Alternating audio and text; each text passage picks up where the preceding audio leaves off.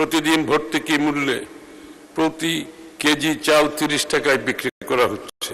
খাদ্য বান্ধব কর্মসূচির মাধ্যমে 55 লক্ষ উপকারভোগী পরিবারকে কর্মভাবকালীন 6 মাসে 15 টাকা কেজি করে প্রতি মাসে 30 কেজি চাল প্রদান করা হবে। 26-27 অর্থ বছরে আমাদের লক্ষ্যমাত্রা হচ্ছে 56,35,000 মেট্রিক টন মৎস্য উৎপাদন। মৎস্য চাষীদের ঝুঁকি মোকাবেলায় দেশে প্রথমবারের মতো মৎস্য বীমা স্কিম চালু এবং বাণিজ্যিক মৎস্য খামার যান্ত্রিকীকরণের পরিকল্পনা গ্রহণ করেছি।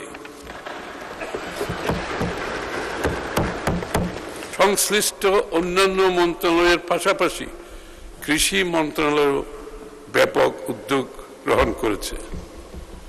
খাদ্য নিরাপত্তা। মাননীয় স্পিকার, বাংলাদেশ পৃথিবীর অন্যতম জনবহুল দেশ। এই বিশাল জনগোষ্ঠীর খাদ্য নিরাপত্তা নিশ্চিত করা অত্যন্ত কঠিন কাজ হলেও আমাদের সরকার এই বিষয়ে অঙ্গীকারাবদ্ধ।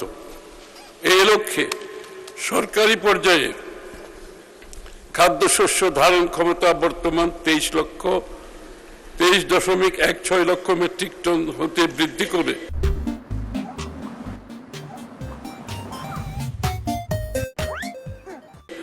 আগামী 26-27 অর্থ বছরে 24,50,000 লক্ষ মেট্রিক টনে উন্নীতকরণের উদ্যোগ গ্রহণ করা হয়েছে।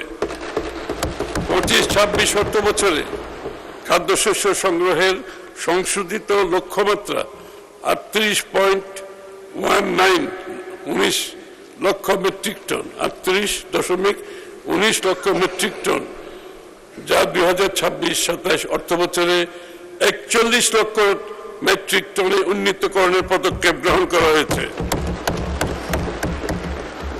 খাদ্য বান্ধব কর্মসূচির মাধ্যমে 55 লক্ষ উপকারভোগী পরিবারকে কর্মভাবকালীন 6 মাসে 15 টাকা কেজি করে প্রতি মাসে 30 কেজি চাল প্রদান করা হবে। সারা দেশে 1000-এর বেশি বিক্রয় কেন্দ্রের মাধ্যমে ভর্তুকি মূল্যে চাল ও আটা সরবরাহ রাখা হয়েছে। চালের বাজার নিয়ন্ত্রণ রাখতে 419 উপজেলায় অতিরিক্ত OMS কার্যক্রম চালু করা হয়েছে। এই কর্মসূচির আওতায় প্রতিদিন ভর্তুকি মূল্যে প্রতি কেজি চাল 30 টাকায় বিক্রি করা হচ্ছে। খাদ্যশস্যের বাজার দর পর্যবেক্ষণে অনলাইন মনিটরিং ব্যবস্থা চালু হয়েছে। মৎস্য পানি সম্পদ। মাননীয় স্পিকার, নির্বাচনী ইশতেহার বাস্তবায়নে মৎস্য ও পানি সম্পদ খাতকে নির্ধারণ করেছি। 26-27 অর্থ বছরে আমাদের লক্ষ্যমাত্রা হচ্ছে 56,35,000 মেট্রিক টন মৎস্য উৎপাদন। সুন্দর অর্থনীতির উপর গুরুত্ব আরোপ করে 2030 সালের মধ্যে মৎস্য রপ্তানি আয় $1 বিলিয়ন উন্নীত করার লক্ষ্যে নির্ধারণ করা হয়েছে।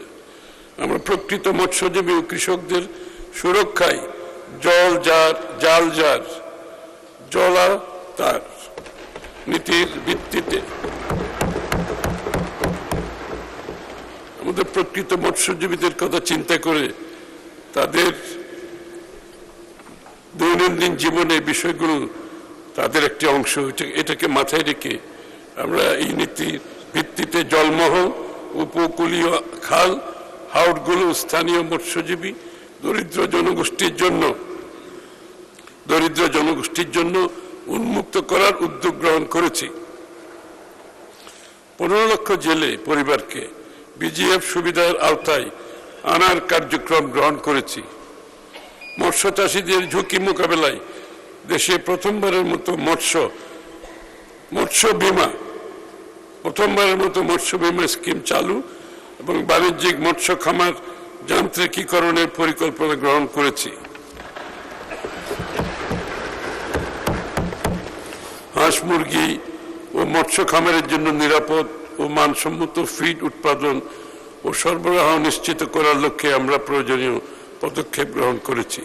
গবাদি পশু পালনকারীদের ন্যায্য মূল্য নিশ্চিত করতে ভর্তুকি, সহজ ঋণ, বীমা ও বাজারজাতকরণ সুবিধা প্রদানের লক্ষ্যে এই খাতের খামারিদের ইতিমধ্যে কৃষক কার্ডের আওতায় আনা হয়েছে, তাদেরকেও কৃষক কার্ডের আওতায় আনা হয়েছে।